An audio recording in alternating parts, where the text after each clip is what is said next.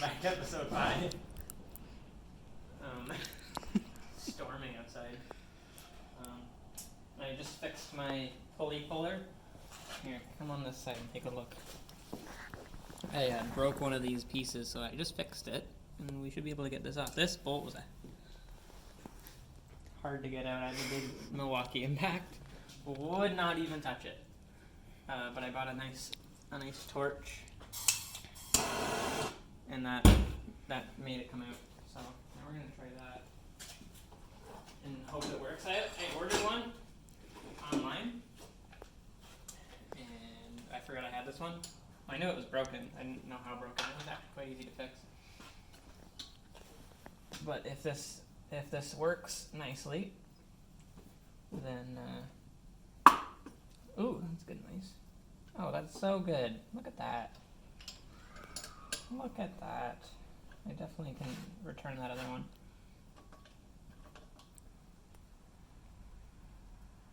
I think you're supposed to replace this bolt whenever you take it out. That's something I'm not going to do that. Because that sounds lame. There we go.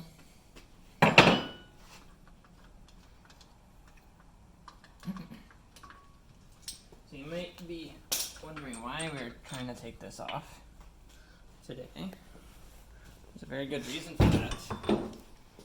And I don't know if you might have caught a glimpse of it already. But I have obtained the camshaft. And for those who want to know, it is a sloppy stage 2. This is my first sort of anything to do with a V8, let alone LS. And I love how cheap this was compared to cams for that thing. Oh, we got it in the garage, by the way. And this is where it'll sit until that's in it. But this seems like a great bang for your buck camshaft, which is literally what it was designed to do as far as I can tell. And I'm expecting great things. So that's the front cover unbolted. We'll see if we can pop it off. There's the little thing to do that. There it is. Whoa! That was a little more than I bargained for. I hope it didn't bend it. It's probably fine. It wasn't that hard.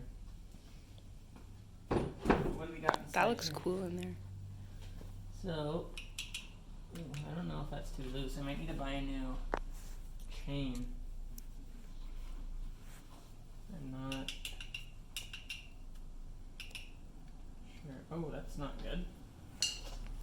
There's one of the guides for the cam chain is sort of falling apart. That's interesting, to say the least.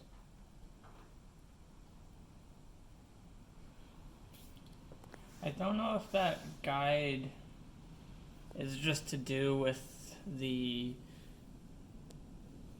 active fuel management camshaft setup or not. I'll have to look into that, but that's pretty lame.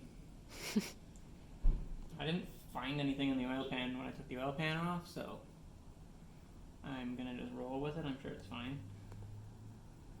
But it's really tight on this side and extraordinarily loose on this side. I don't think the chains are expensive. I should probably just replace it. And I've already got all these gaskets for the front and the back cover and everything in my Rock Auto cart ready to go as soon as I'm ready to hit buy on that one. This week I ordered the computer, I ordered the clutch. I got an awesome deal on the clutch. It's an X clutch that's capable of 650 foot-pounds, so it should be plenty for this NA, and fingers crossed I turbo it one day, and it should be good enough for that, hopefully at least. And yeah, the camshaft came. Oh, I got a new throttle body. It is way bigger than I thought it'd be. And here's the little oil pickup brace that goes on at some point. And here's the cable driven throttle body. It's humongous. You come over here, you can see it next to the existing one. So I also had to buy an adapter to get it to bolt to this manifold because I don't want to spend money in a manifold right now when this one will work.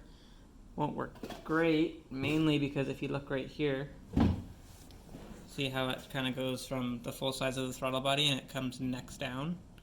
It gets narrower. That's bad for flow. So apparently this particular intake manifold is one of the worst. But I'm just going to use it for now because I have it and I already spent a lot of money on this. So anywhere where I can save a couple bucks will be nice. Okay, so I'm going to take off the intake manifold now. I've ordered a new valley cover to help with the DOD delete. I think it was the GM Performance one. I ordered it off Summit. I also ordered the new valve springs, and ARP had bolts, not studs. Stud bolts were significantly cheaper, and I just didn't want to have to pay to buy new factory ones that I would have to replace anyways every time I take the heads off. So I'm going to just pop this off, and it's probably going to be disgusting underneath, but let's find out.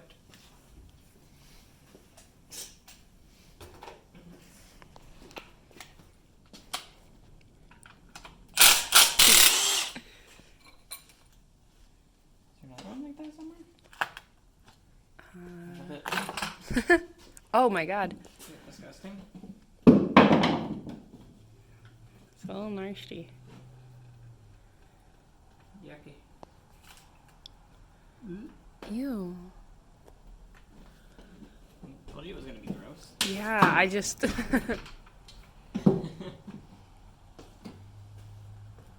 didn't think it would be that gross, to be honest, but I guess that's all the aluminum, like, corroding. Oh, it fucking stinks. Good thing I got the old trusty Milwaukee cordless vacuum.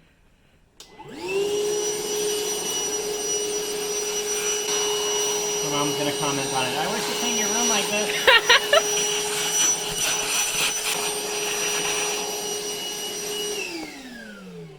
Okay, so I just went to put the socket on. You're like, oh, these look like 13s. Let me try it.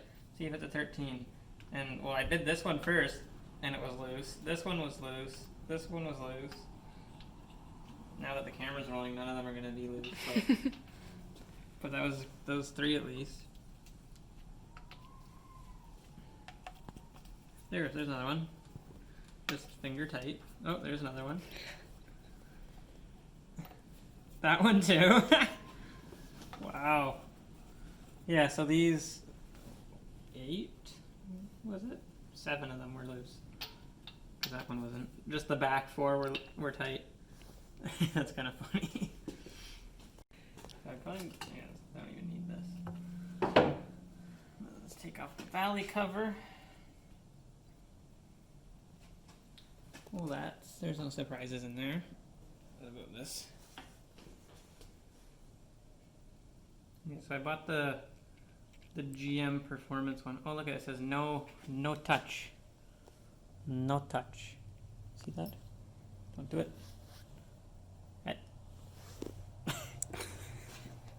Yeah, so this is the solenoids for the displacement on demand system that distribute oil to all those funny looking posts in there. So the new valley cover I bought shouldn't have any of this, and it should just have O-rings to plug up those holes. And this one has all the like veins in it, sort of, for the oil galleries or passages. So hopefully the new one comes soon, because this is the way. Can you record? No.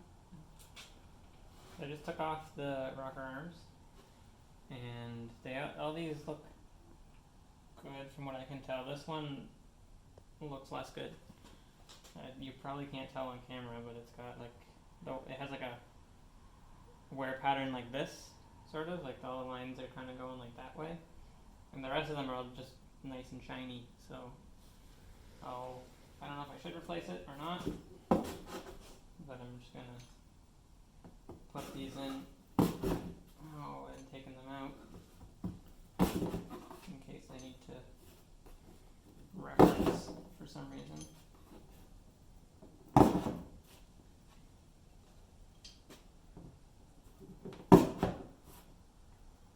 Use a bigger screwdriver to punch these holes.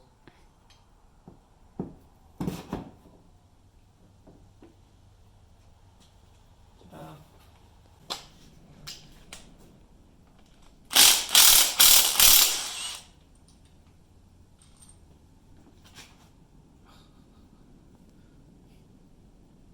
What?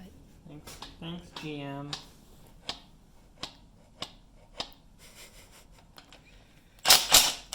Damn it.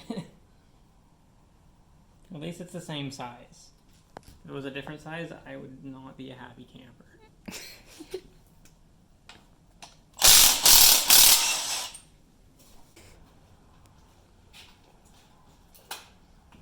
Battery. Here's the battery.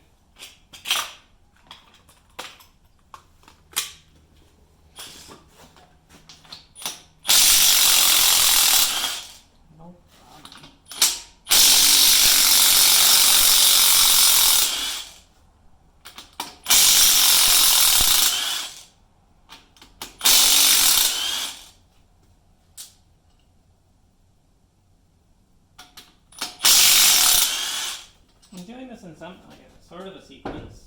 I'm trying to go outside in, but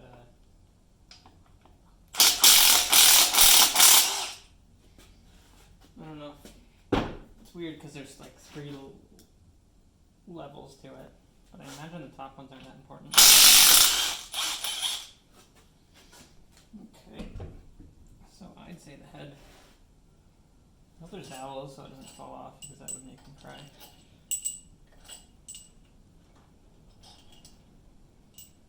Oh, you smell that? Yeah. It's the nice smell of removing head bolts. Lovely. I don't know why it always does that. I don't know if it's like just old oil, but even when I take apart the Subaru motors, there's that weird fishy smell when you take out the head bolts. It's kind of interesting to say the least. Alright, let's hope this comes off without any fuss.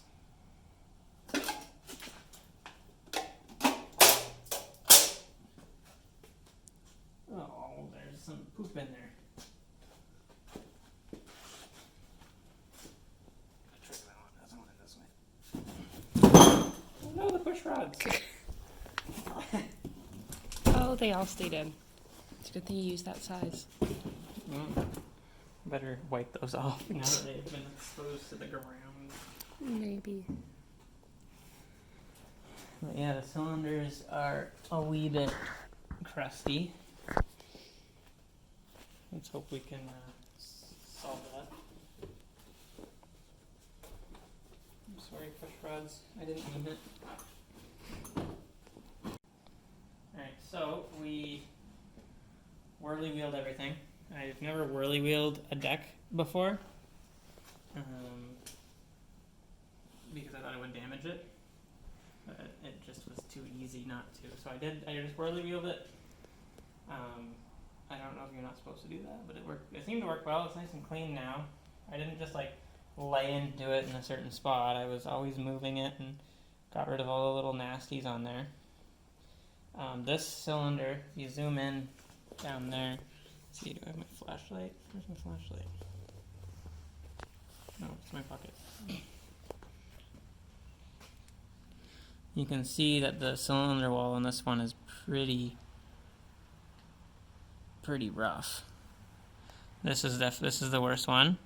I can't feel any variation in the surface, but it's obviously experienced water damage, probably from when I pressure washed it.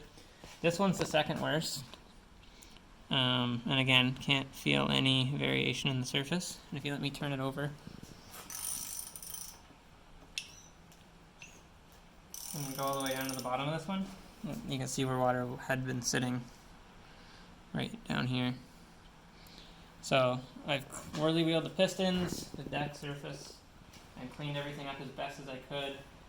I vacuumed all this shit out because it ended up getting a lot of, like you can even see down here there's some shit on the cam too, unfortunately. But this is the old cam that's coming out.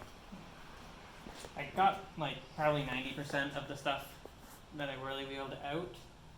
It's obviously not ideal, but I think it's fine. And we cleaned the cylinders really well afterwards. We used the air gun, we blew them out, and we cleaned them really well.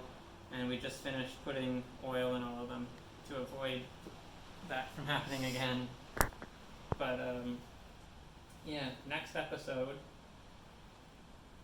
we'll probably be putting the camshaft in, and hopefully I have lifter trays. I have lots of lifters. I have 16 plus 8 with 24 lifters. So I should have enough. I'm gonna buy a new chain. I don't love this. And I know you can buy like a little guide or spacer or something to go in the middle there. I'm gonna do that. I gotta buy new cam gear because this cam gear won't work. I gotta do the 3-bolt cam gear, and this is the single bolt. But she's tore down nice and clean on the top and on this here. I still do have to clean these up. They're obviously as dirty as the deck was, but that's for another day. That's all we're gonna get done today. So thanks for watching. Hope you enjoyed episode 5, and keep your eye out for episode 6.